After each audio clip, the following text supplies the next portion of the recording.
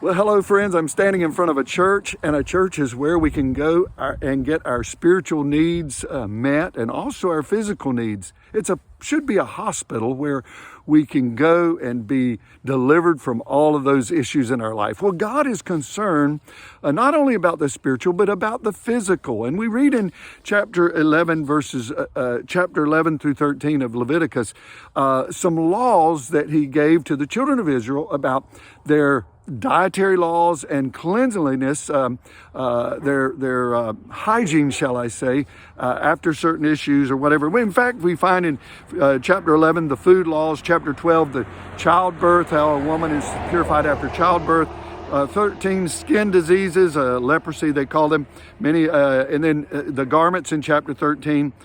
But in chapter number 11, verse 47, he said there should be a distinction between the holy and the unholy.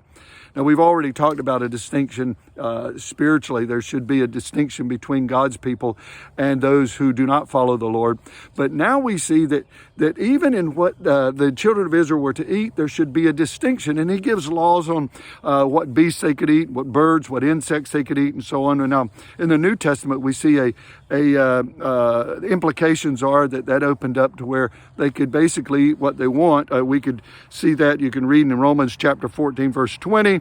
You could read that in Matthew chapter 15, verse 11. I'll let you go and read that. But what I want you to understand today is that God is concerned about our physical health. You see all these dietary programs they have today. You eat this and, you buy this and whatever, and you'll lose weight.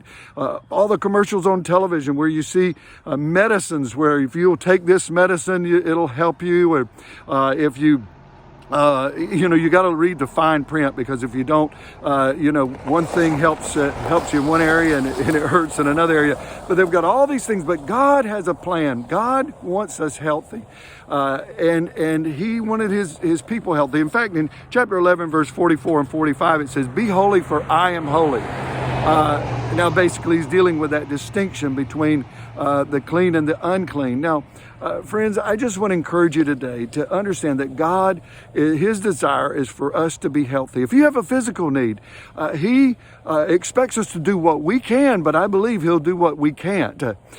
So I encourage you today to understand and believe that God wants to meet not only your spiritual need, but your physical need also. God bless you. Have a wonderful day. Bye-bye.